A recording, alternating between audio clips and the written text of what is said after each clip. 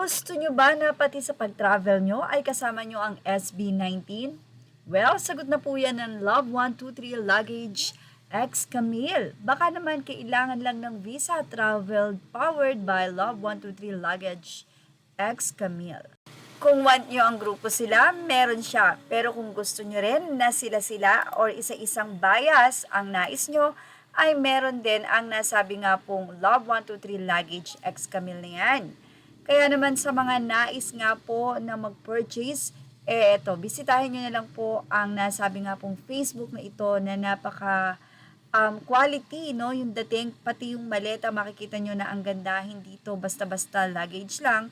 Talagang, kumbaga ay hindi nila ginawang cheap dahil hindi naman cheap yung ilalagay nila katulad ng SB19.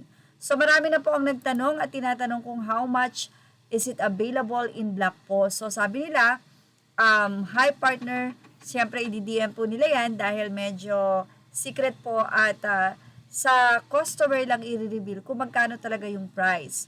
So marami po talagang nag-inquire dito at ito po yung sinasabi ng marami na talagang ang SB19 nakakatulong sila sa mga negosyo katulad nito na ang laki ng naging help. Isang 80 naman ang may masayang kwento sa naging panonood nito sa Davao Concert TM na kasama or guest ng SB19. Ani Cristel JD, during pila sa TM2 Gather 5 Ever sa Davao, naglalagay ako ng jacket sa bewang ko kasi nagpalit ako ng pambaba. Palda na may long slit yung suot ko sa DP ko. So every time na hahangin, umangat siya. Tapos may nagko-call ng attention ko sa pila. Paglapit ko, inabutan ako ng napkin at photo card ni Pablo. Nag-thank you pa rin ako kasi ang thoughtful at observant niya. Binigay ko sa cousin ko yung napkin kasi sakto meron siya. Kung sino ka man, thank you po ulit. Pagpasok ko sa loob ng event, nagpalit na ako ng pants. Baka kasi hindi ako makapag-drip. Well, sabi ng nag-comment, that's how Mahalima raised us.